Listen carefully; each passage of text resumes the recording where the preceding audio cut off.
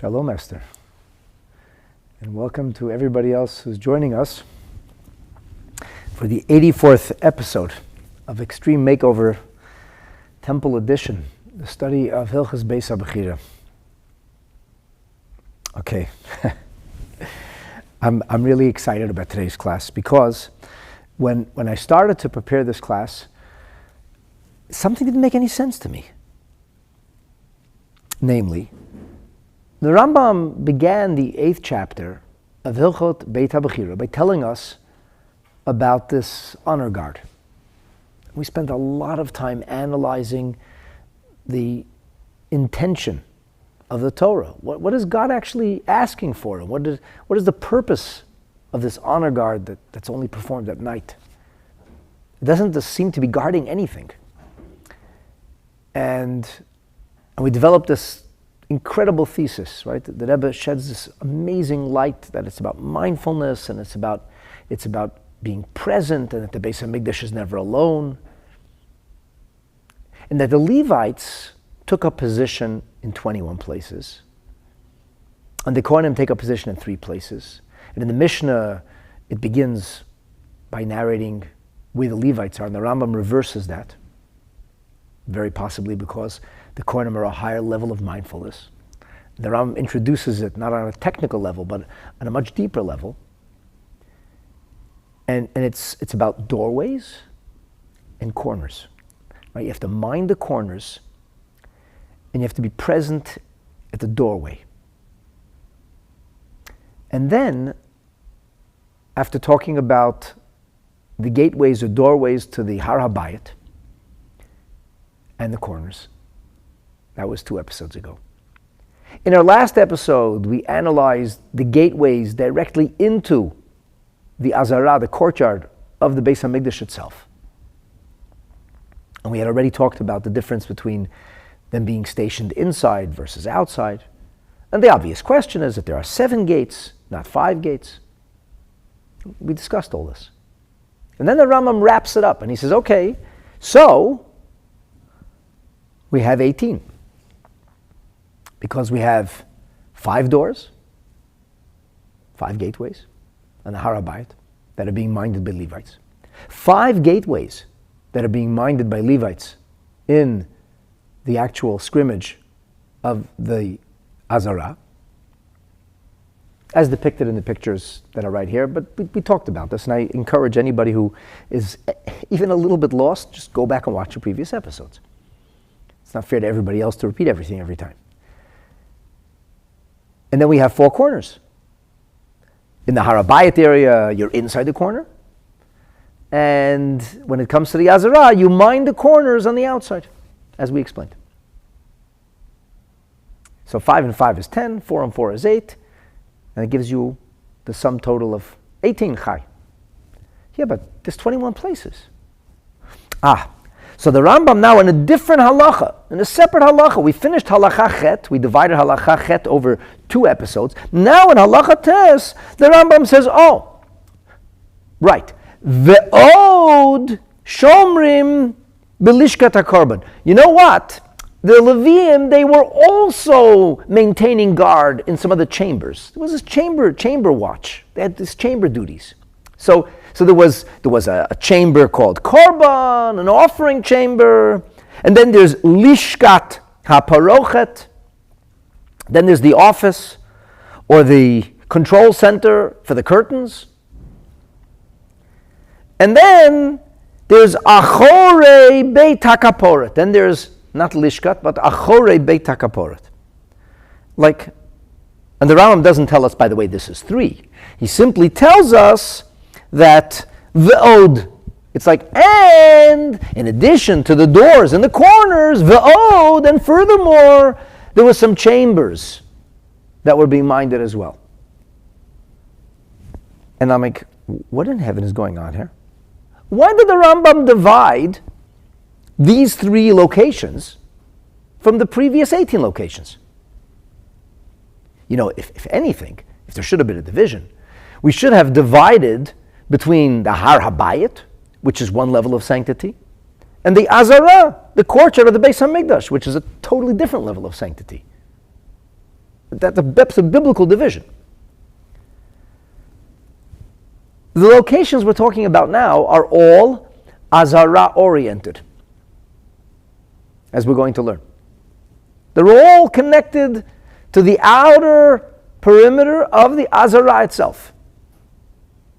In fact, one could argue that they're a step down in sanctity, because the doorway to the Azara actually opens into the Azara, into the courtyard. And the corners of the Azara had to be minded from the outside, because you're minding the holiness that's on the inside. And these are locations, offices, chambers that are on the outer perimeter, as we're going to learn. So my head starts exploding. I don't understand what's going on over here. I'm like, Rabbeinu Shalom, what does this mean? What was the Rambam trying to tell us by dividing this into a separate halacha? But not only he divides it into a separate halacha, he opens the halacha by saying, the ode. And in addition to. In addition to what? To doors and corners? Like, what inherent difference is there between doors and corners and offices?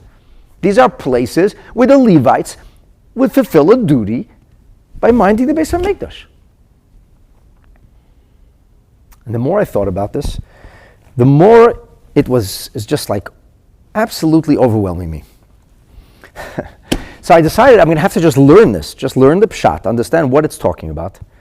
And then kind of something dawned on me. Based on everything we've learned up until this point, it hit me, and I'm really excited to share it with you. And I think we have stumbled upon something absolutely stupendous. And it fits beautifully with the diukim, with the precise analysis of the language that the Rambam uses. But maybe I'm wrong, I don't know. This is just a supposition. I'm going to teach you Torah to the best of my ability. This is the way I understand it, and I pray to Hashem that I'm right. Okay, so let's take it from the top. Now that I've shared the questions with you, I've articulated the issues, I think the issues are very clear. Let's just, before we actually delve into these issues, let's try to understand what the Rambam is actually saying himself. So the Ode, in addition to the 18 locations, here's the other 3, that's going to give us a sum total of 21, which, by the way, never tallies up. And he only tallies the 18, which is so strange. Void. Shoimrim Belishka Sakorban. They're guarding at the lishka of the korban. So here's the interesting thing. A little bit of research directed me back to Masechet Tamid. And in Masechet Tamid, on Daf Chavov Amud Beis, page 26, side B, the Mefarish, which is this anonymous medieval commentary, brilliant, holy, insightful, off-the-charts commentary. That's printed in the Talmud. We don't have Rashi in Masechet Talmud. He says like this. He talks about the different places where the Levites will fulfill their sacred guard duty.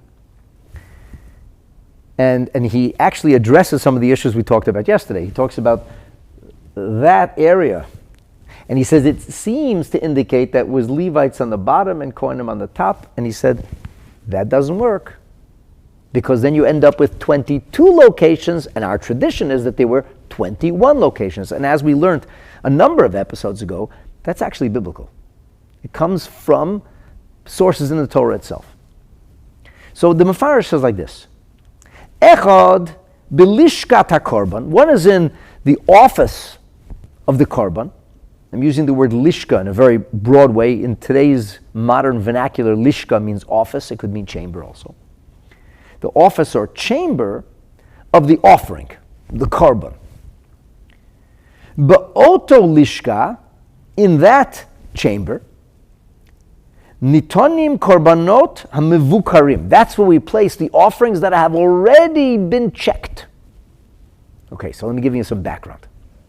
The Torah tells us that an offering that's brought, an animal offering that is, this applies also to grain offerings and libations as well, the offering has to be perfect. Tamim tihiyu l'ratzon. The Torah says in order for it to be brought, it must be absolutely wholesome.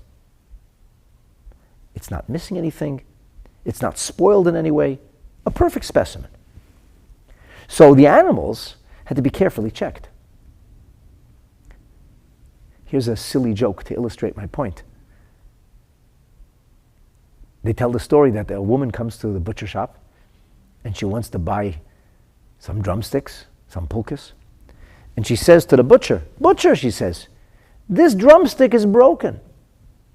And the butcher says, "Lady, you want to dance with the chicken or you want to eat the chicken?"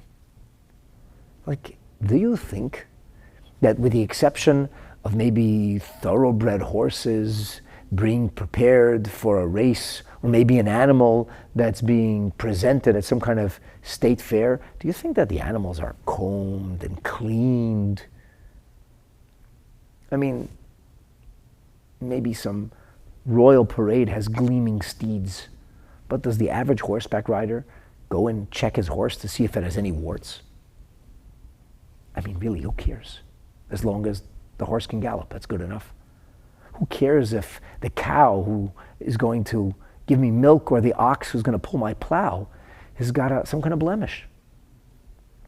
The answer is people who plow fields or milk cows or ride horses don't care.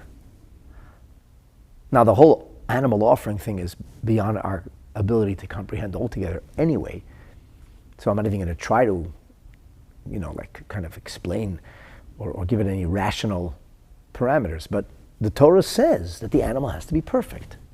And if somebody brings an imperfect animal to Hashem, it's a grave sin on multiple levels. By the way, even dashing the blood of an animal that was imperfect is a violation of the Torah. And the blood certainly doesn't look any different if the animal had a wart or a scratch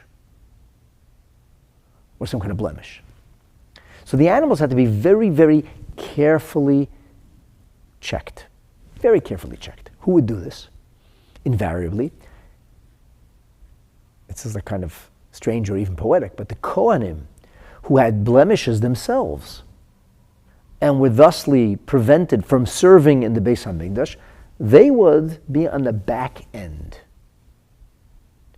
So they weren't the waiters in gleaming whites who were serving the food, but they were the kitchen help, behind the scenes, making sure that the materials used were of the finest nature. And we're going to learn, I'm going to share with you from the Rambam himself, that in this chamber, there were never less than 6 animals ready to go. We always had to be 3 days ahead of ourselves. Talk about organized. Animals had already been selected, and animals had already been carefully checked. You're talking like on a vet table. You're talking people with loving care to carefully comb through each and every detail of this animal. From his nose to his tail to the tiny details of the hooves, everything has to be right. And the animal is taken care of. We make sure the animal's in perfect shape. A stunning specimen. So the Mefarish says that in this lishka called the korban, they would place korbanot hamavukarim, the animals who had already been checked, v'hu chutz la'azara, this is outside of the courtyard, v'sha'ar hayala, it had a gate. It had a gate. So we're not even sure what exactly that means, where the gate was, because I need to tell you where this lishka was. This lishka, the Rambam, in the 5th chapter of Beit HaBechira, we learned this together. In the 10th halacha, the Rambam tells us that there was this gigantic place called Beit HaMoked. I'm going to show you over here. That's the large domed building, kind of like a dormitory for Kohanim. And there was a constant fire burning. It's a very large cavernous building, and there was a fire burning on the lower level. Here, on this side, is an example of what that would look like in what you would call maybe an architectural drawing rendering. Not detailed, but just like a floor plan. So you'll see in this floor plan, this black circle represents the dome, Beit HaMoked, a large domed building. And these white squares represent 4 different chambers. So it's a very large room, and the lower level has 4 different chambers. By the way, there's a whole labyrinth that goes beneath this as well, but that's in a different episode. So the Rambam tells us that 2 of these chambers were Kodesh, and 2 of them were Chol. 2 of these chambers were considered to be in the sacred scrimmage, and 2 outside the sacred scrimmage. Now, it doesn't show it well here in this picture, but it seems that this building was kind of built into the wall of the actual Azara. And as such, it says that there were lines, or just little markers, going across this room, indicating which half of this large chamber was sacred as part of the Azara, and which was not. And it was sacred by virtue of this doorway.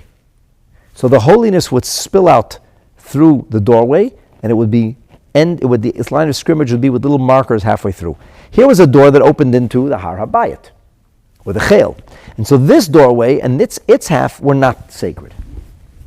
And the Rambam tells us, Umehayu mishamshot. I'm reading from the 5th chapter of Hilchot Beit HaBechira. I'm reading from the 10th halacha.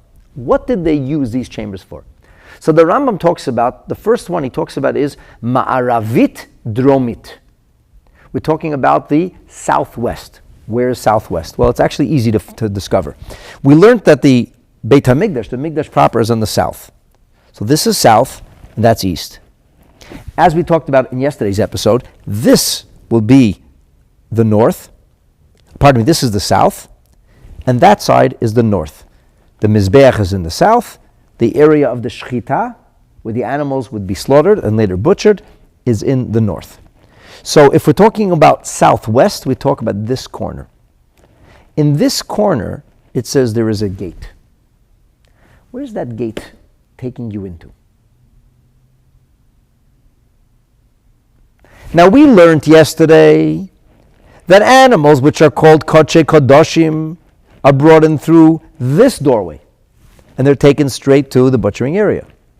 However, it seems that the Korbanot Tmidim, the dailies, the daily double, a korban every morning, Tamid Shel Shachar and Tamid Shel Bein Harbayim, a korban brought each morning that initiated the daily temple services, and each evening, which concluded the temple services. So they had to have 6 animals already checked, but then we're going to learn soon that there was actually another 2 animals. So the animals had been checked 4 days prior. In addition to today's offerings, we were already prepared, not 1, not 2, but 3 days ahead of today. So we're always, if you will, we don't just have a batter at deck, we have a whole lineup, a full lineup. And it was checked before it was entered in, and then it was checked on the day when it was going to be brought as a korban. So actually it had been checked 3 days earlier, and the 4th day would be checked again, which is the day of its actual offering. So this is the chamber. And it seems that there might have been some kind of doorway here, although it's not depicted. That's what the Mefarish seems to say. Because he talks about some kind of doorway. Obviously, it had to have, every chamber has a doorway. How'd you get in there? Some kind of magical entrance? It can't just be talking about the fact that it has a doorway. It says, Hoya lo shar, it had a doorway. Now, it doesn't really say to where this doorway went to, but it says it had a doorway. The shar hoya lo, it had a doorway. Perhaps there was some kind of small passageway that took it into the actual Azara. Perhaps. I don't know this, but he says it has a doorway. And what happened there? So this was called, Rambam says, Lishkas Hateloim. He says it's called the chamber of lambs, young lambs, yearling lambs. And then he says here, that's where they made the showbreads, lechem apanim. And we talked about the other 2, what the other 2 were for. So here's my first question. The first question that I ask myself is, okay, so there was a doorway. The Rambam omits mentioning that, but the Mefarish clearly says there was a doorway. So what? So what if there's a doorway? Why was there a doorway? What was even the point of that?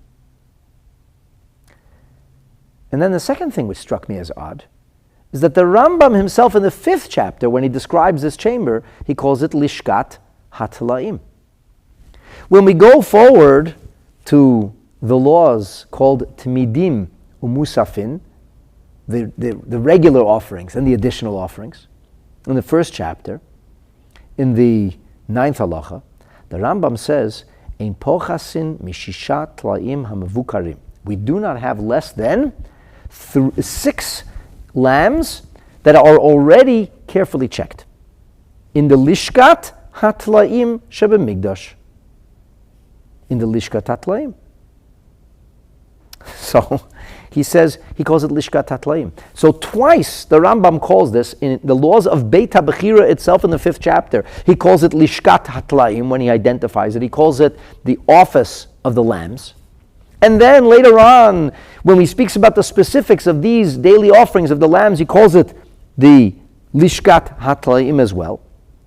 And for some reason, in the 8th chapter of Beit HaBechira, where the Rambam is talking about the Levites and their guard duty, he calls it Lishkat HaKorban. Why?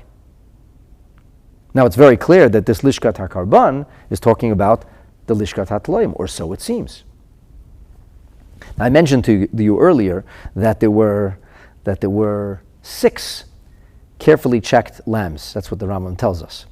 But the Tosfos in Mesechet Arachin, on page 13, and this is also brought down by the Aruch HaShulchan, he says clearly that in addition to the 6 lambs, there was an additional 2 who had already been taken several days earlier, and they were going to be used for the korbanot today. So besides today's korbanot, there were 6 korbanot in the waiting. And therefore, as the Bartanura says in Mesechet Arachin, when a korban would be brought, he was already mivukar, already checked and carefully prepared, 4 yamim, 4 days prior. Because by the time we got to bringing those 2 animals as the korbanot, on their day of korban, they had already been in the Lishkat HaTlaim for 3 days. So what's going on over here? Why does the Rambam call it Lishkat HaKorban?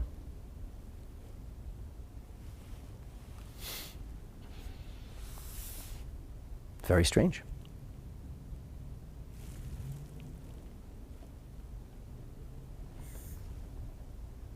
When we take a look at the Bartanura on Mesechet Midot, he talks about, the Mishnah identifies the concept of Lishkat HaKorban. The Mishnah also uses the language of Lishkat HaKorban, which is interesting. The Mishnah doesn't call it Lishkat HaTlaim, even though the Rambam does. Now the Rambam many times will change from the language of the Mishnah if for whatever reason he finds a language of the Gemara or something else, like a Tosefta, that's more expedient. Although Tamid doesn't have a Tosefta. But very interestingly, the Rambam elsewhere calls it always Lishkat HaTlaim. Here he refers to it as Lishkat HaKorban.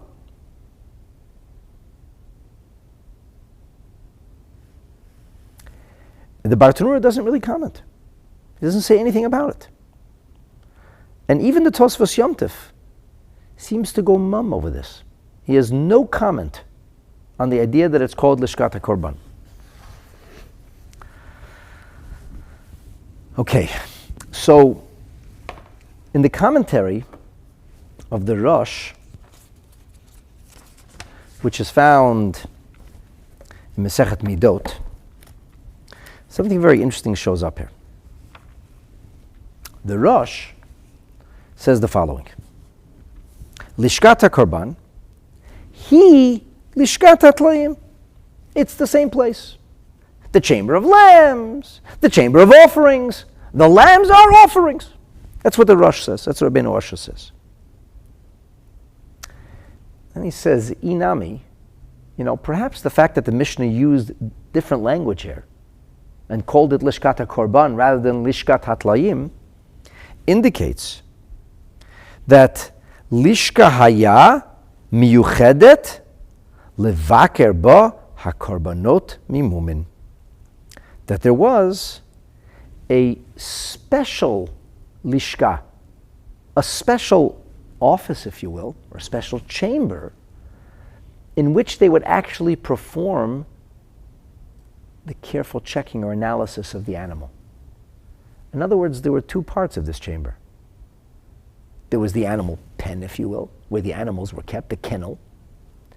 And then there was, like the vet's office, where the animal might have been placed on some kind of table, making the animal comfortable, making sure the animal didn't get hurt. And they would carefully check, gently check the animal in this place. And that was a separate area, it seems.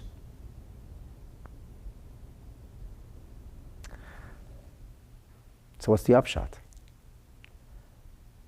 There's something different going on here. This isn't merely this chamber.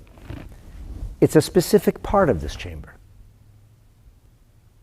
A part of the chamber in which the Kohanim would actively check the animals. And I've never checked animals for blemishes. I don't think I ever will. I'm not a Kohen, but something tells me that it was a very tedious and careful process. When it didn't happen quickly.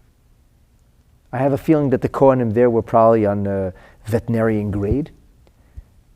And they probably checked the animals very thoroughly. It's a busy place. 6 animals. They're always checking.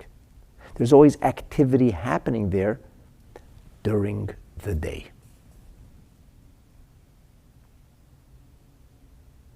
I think this is the key, by the way. Activity happening during the day. People doing something. Kohanim active during the day in an adjunct area of the actual Azara itself. Let's put that on the back burner for a second.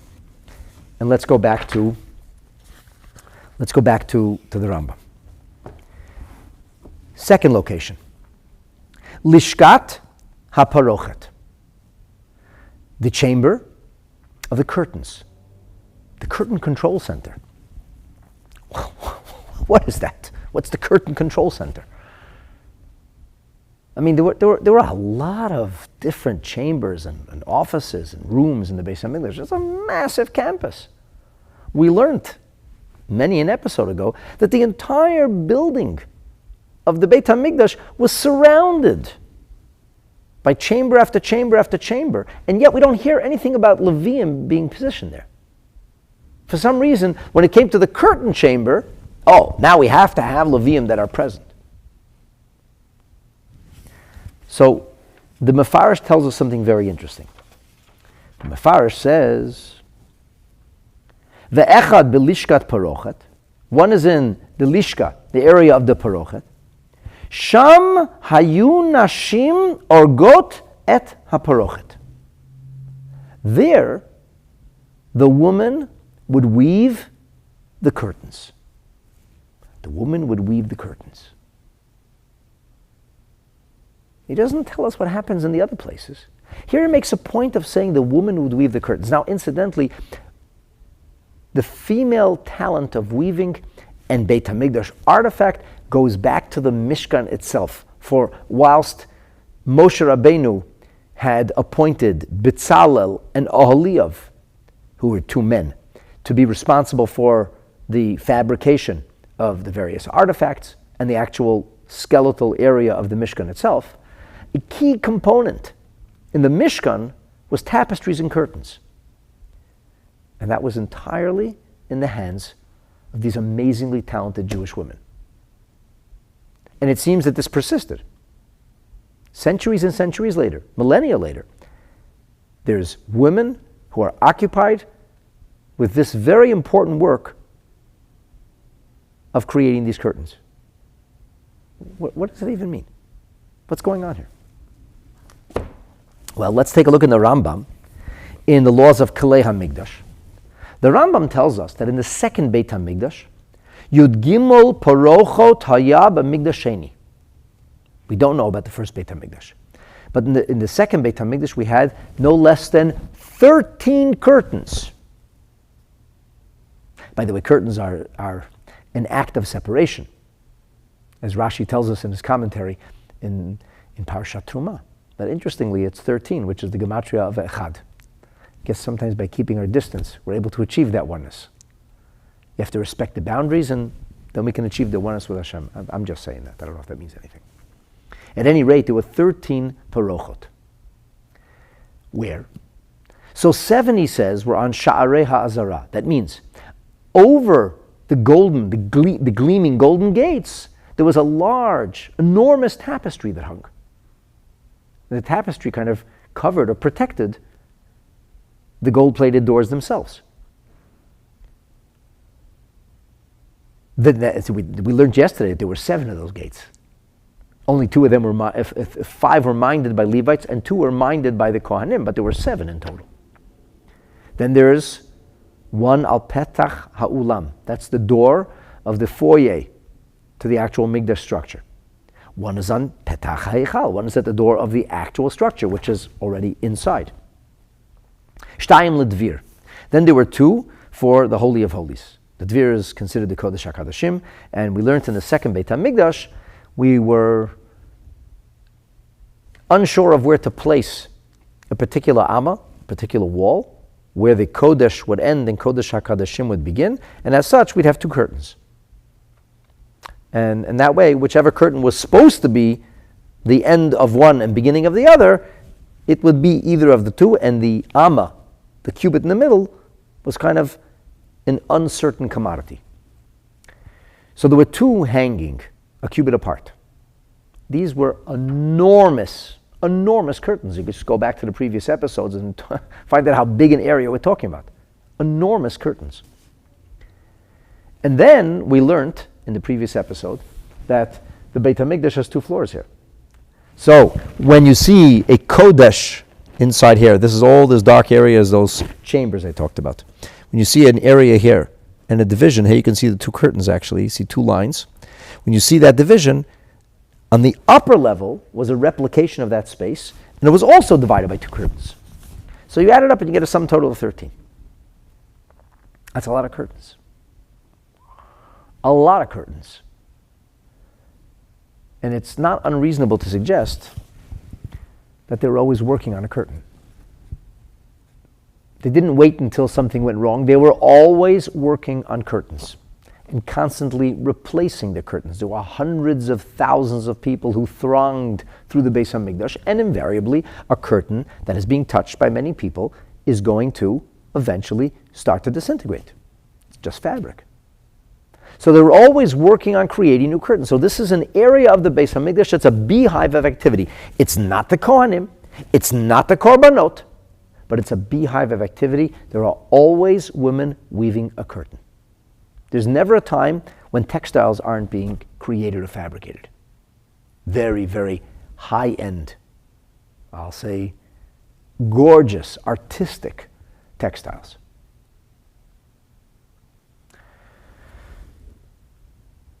And that's my second key. So, we're talking about a place that was not actual Beit HaMikdash courtyard, not actual avodah, but a place where there was a beehive of constant activity. So that's key 2. And we'll come back to this. Let's take a look at the commentary of the Rosh. The Rosh says, Lishkat HaParochet, Shahayu Orgim Ba HaParochet. Because that's where they would weave the fabric, the textiles of these curtains. Very interestingly, in the commentaries on the Mishnah, once again, we hear nothing. No mention. But the Rosh points out, and the Mefarish points out in Tamid and Midot respectively, that we're speaking about the place where the weaving was happening. Now, let's complete this halacha in the Rambam. Ve'achorei Beit HaKaporet. Outside of the house of the cover. The house of the cover. What's the house of the cover? That's a good question. Well, the house of the cover is the Kodesh HaKadoshim. How do I know? Well, I'm glad you asked. I know because that's what we read in the commentary in the Mishnah. Beit HaKaporet, here we have a Tosfos Yom Tov. Tosfos Yom Tov in the Mishnah says that Beit Kodesh HaKadashim is called Beit HaKaporet. The house of the Holy of Holies is called Kaporet. Why? What is a house of a cover? So he says, Va'al Shem Shesham HaKaporet Bikruvim Litavnit HaMerkava, because that's where the cover of the ark that had the cherubim, the angelic cherubim, that's where they were. I'm thinking so strange, because this Mishnah is talking, we would think, about the second Beit HaMikdash, because there are details here that we don't know of in the first Beit HaMikdash. And yet, we're calling it Beit HaKaporet, the house of the cover, but there was neither ark, nor tablets, nor cover and cherubim in the second Beit HaMikdash. That had all already been hidden away deep in a labyrinth in the waning years of the first Beit HaMikdash. And we learned about that together in this very series. So the Mishnah has no problem calling it Kodesh HaKadoshim all the time. Why suddenly this enigmatic name? And strangely enough, the Rambam follows suit. He's using the language of the Mishnah here. The Rambam does not necessarily use the language of the Mishnah. He uses the language that's clearest and most expedient to make his point. Why would the Rambam insist on calling it Beit HaKaporet?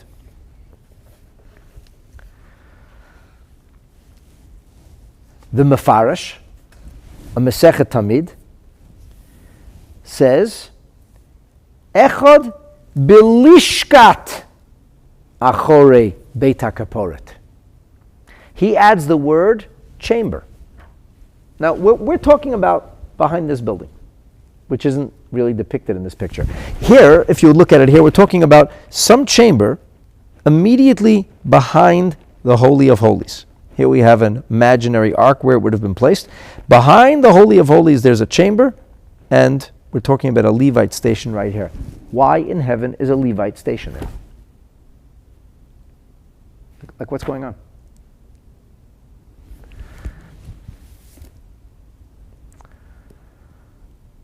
Why are we calling it Beit HaKaporet?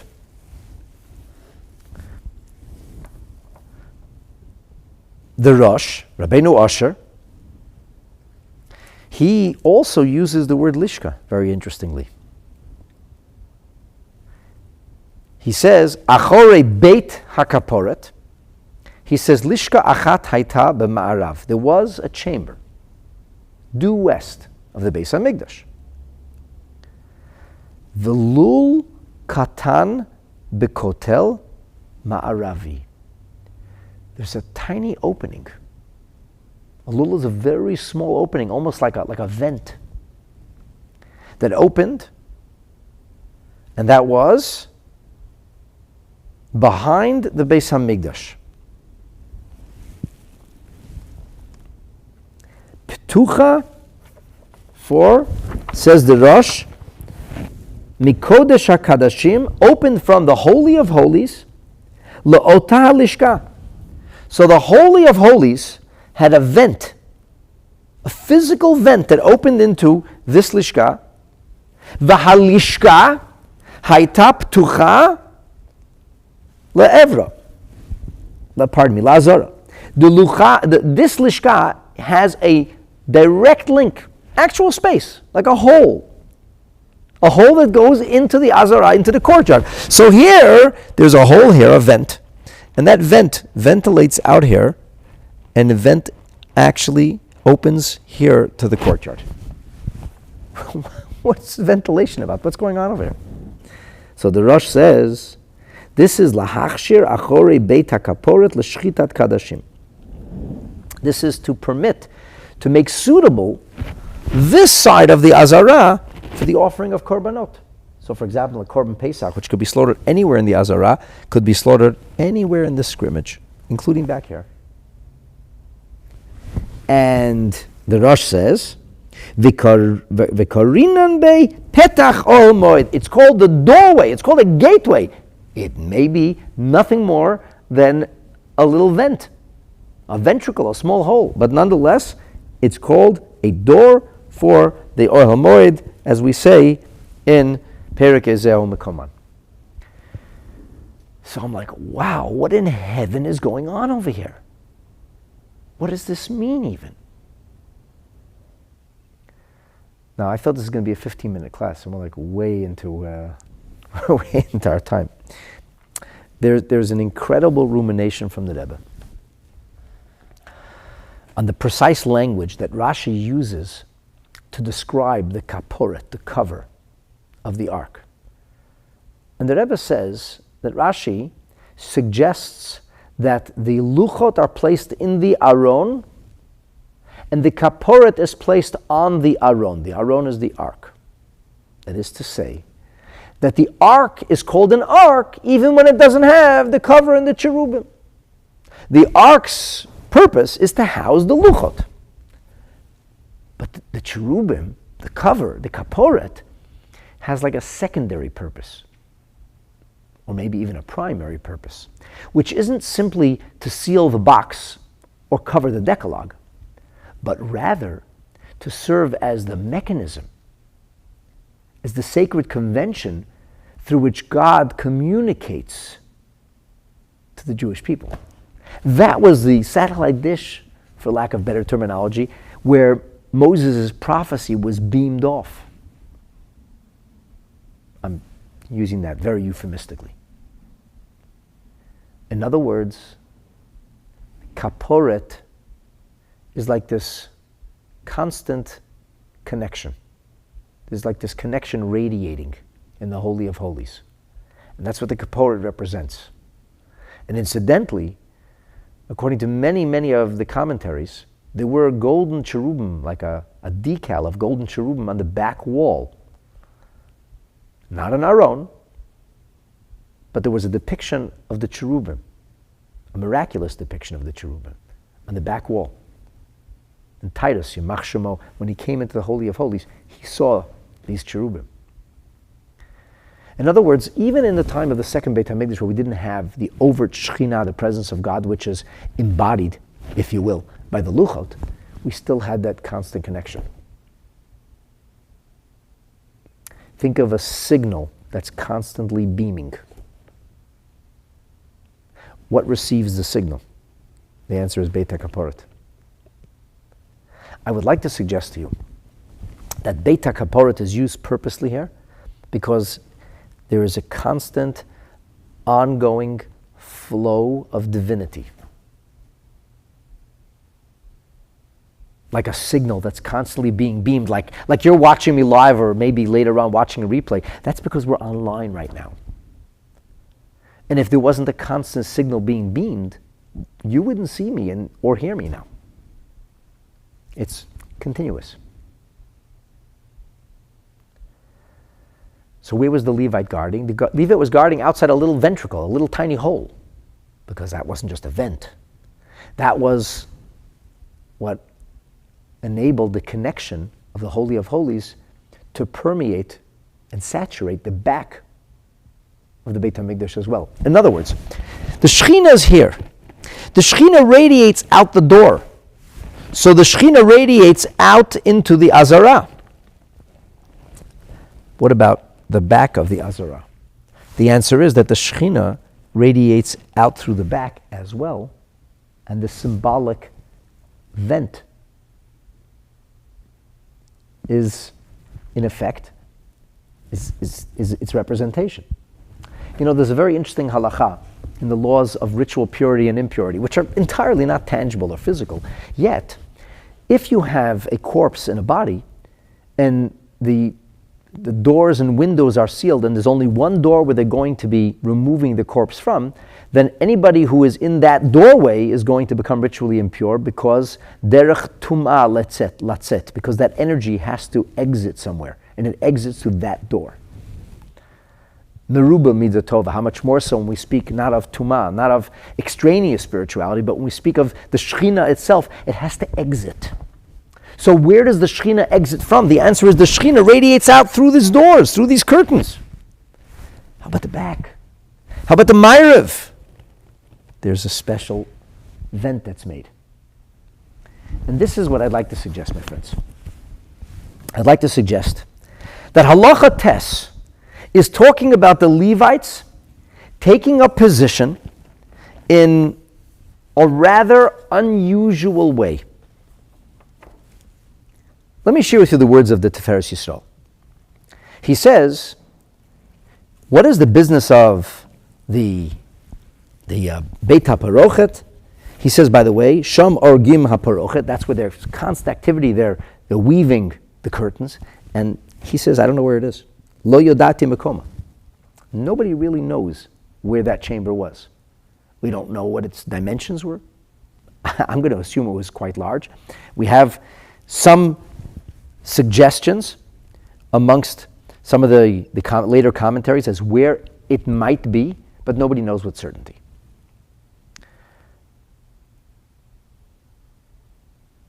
The Tiferes Yisrael himself says maybe it was one of these chambers that surrounded the actual building of the Beis HaMikdash. But then, of course, the question is, if it was only one of the chambers, why would one chamber need to have a Levite guarding and none of the other chambers needed it? We're talking about a whole area of chambers on three sides.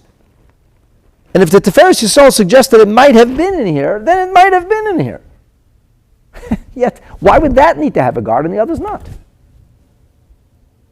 This is like making my head explode. Something doesn't make sense here. Going on to this business of Beit HaKaporet, so the Tiferes Yisrael says, Shesham HaKaporet munach al haron. That's where the cover is placed on the Aron, like Rashi says. The cover placed on the Aron. It's not a part of the Aron. It's separate and distinct from the Aron. By the way, it's a fantastic rumination from the Rebbe where he delves into a dispute between Rashi and Ramban about two other different areas and links them all together. It becomes one single continuum of vision and approach and understanding and appreciation of what the Kaporet's purpose is. From the images of the cherubim themselves, if they were angelic or childlike, to a variety of other things. And the Tiferes Yisrael says, "V'nirali, seems to me, b'shum the iker kedushat kodesh hakadashim, the main or overriding emphasis on the Holy of Holies, the sanctity of this inner sanctum is because Rak, I'm sorry, I can't see, because there is Sham Gilui Hashchina, Mideyesh Sham Gilui Hashchina, because there we find the revelation of divinity." They say, what does that mean? Kimoshe Katuv, as it says, "V'dibarte itach me'al hakaporet." God says, I communicate or connect with you me'al, from on top of the kaporet, as I told you a moment ago. Mishum hachi. That's why it's called Kodesh Kadashim Beit HaKaporet. But then the question is, Rabbi Tiferes Yisrael, why is it only called Beit HaKaporet here? If that's why it's called Beit HaKaporet, why do you and I know the language Kodesh HaKadashim? We're very familiar with that, but we're not familiar with the language of Beit HaKaporet.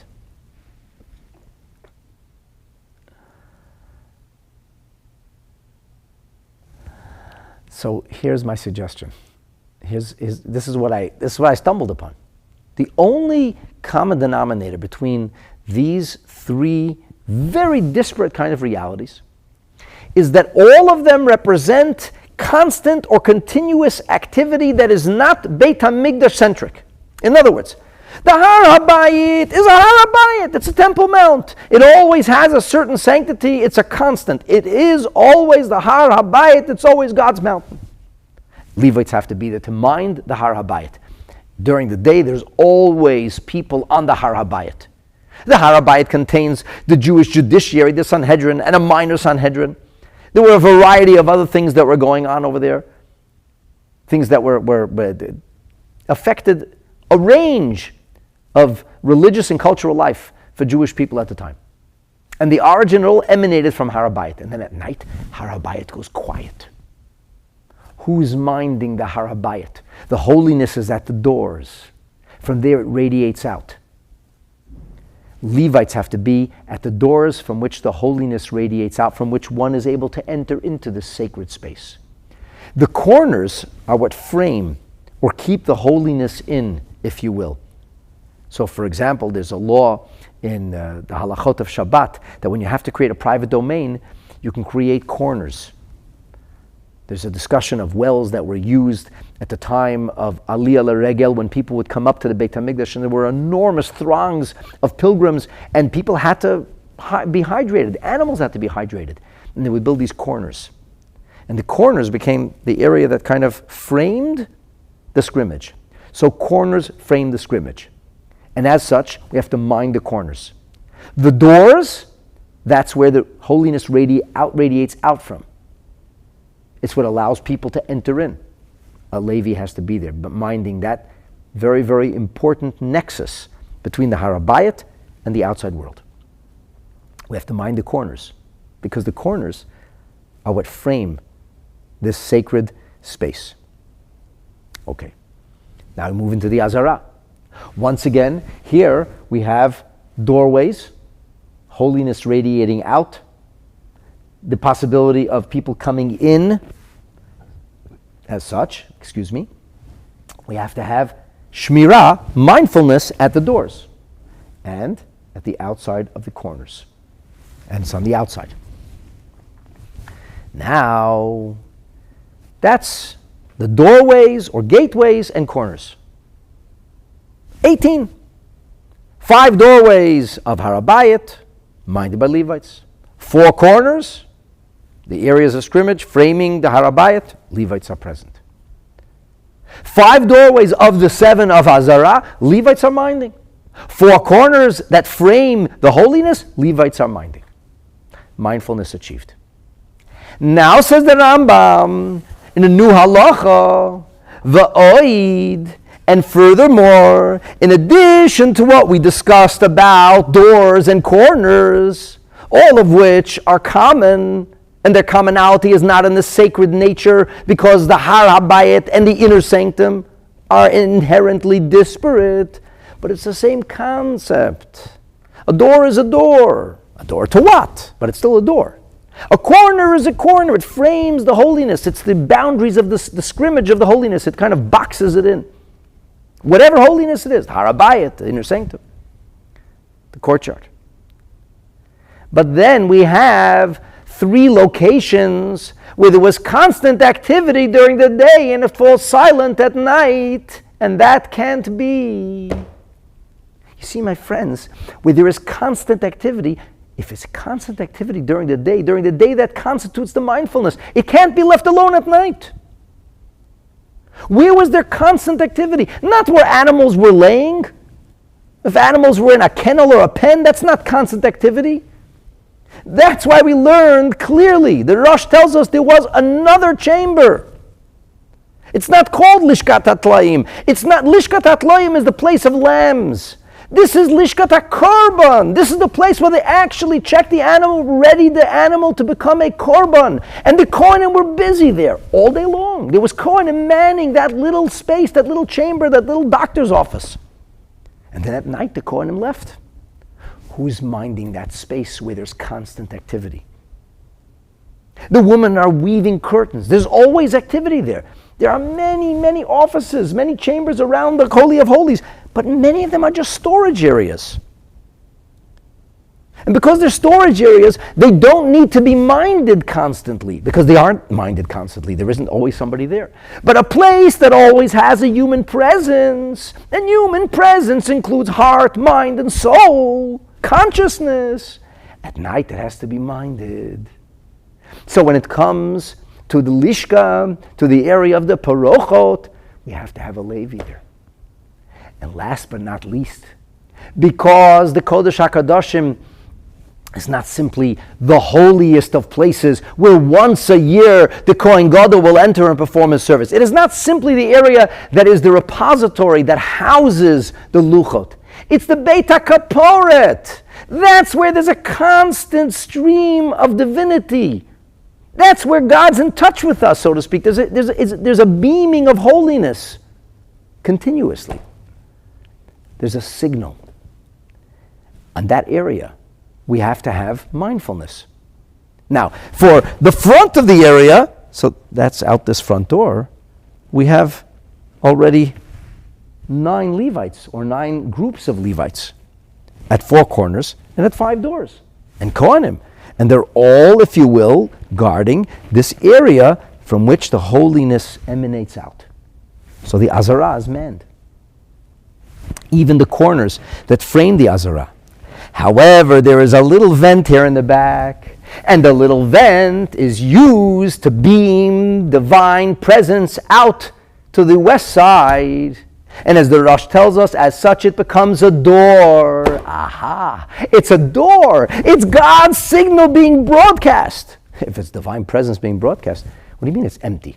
What do you mean nobody's there? A Levite has to be stationed. And this, I don't know, I just stumbled. It's like incredible. Now everything makes sense. Now it makes sense why this is Ve'od. The sum total of doors and corners is 18. End of story. For the variety of reasons. Why they're inside, why they're outside. Because Kohanim are in 2 of the places. It's done. But then Rambam says Ve'od. He divides it into a separate halacha. The Mishnah doesn't divide it separately. Shomrim lishkat hakorban. Not lishkat hatlayim. Lishkat haparochet. The word lishka indicates that it is a place of activity, but not just any activity, constant activity. The lishkat hakorban is where they were actually checking the animal, says the Rosh. The women are orgim. They're constantly busy. As the Rambam told us, that there are 13 continuous curtains that have to be worked on. And then achore Beit Kaporet, the back, as the Rosh so beautifully explains, because the Shekhinah is coming out the back, as the Tiferes Yisrael says. Not Beit HaKodesh, not Kodesh HaKodeshim, HaKaporet. And that finally comes together. Now I'm going to take a look and see if your comments. So Nardia says, what a coincidence. The inner sanctuary suddenly looks like a metaphor for the human heart. Very good, 100%. I would agree with that. That's a beautiful comment. And Sof says, I don't think so because your will diversity. I don't know what you're talking about. Okay, I can't help you with that. Akopanim, at any rate, I think we have clarity now. At least, I don't know, I think I have clarity. And I hope this helps you too. For halacha tests, which by the way is 1 sentence. But this 1 sentence is packed full with such an incredible amount of meaning. And now we understand what the Levites are doing. And all of this I'm going to emphasize is based on the Rebbe's rumination at the beginning of Hilchot Beit HaBechira, which we spent quite a bit of time on elaborating on and explaining how it's all about the mindfulness. And now it all comes together. Anyway, I hope you like that. And I hope it's helped you understand more about the Beis HaMikdash and the function of the Levites. And may our mindfulness and our study about the Beit HaMikdash and its watch inspire a greater yearning for the restoration of the third Beis HaMikdash. B'mheira u'b'yameinu amen. Please like, please share, please interact, and let's help get the metrics building, so that more and more of us can learn about the building of the Beis HaMikdash, thereby accelerating its actualization with the coming of Mashiach b'mheira u'b'yameinu amen. Thank you. Have a beautiful day.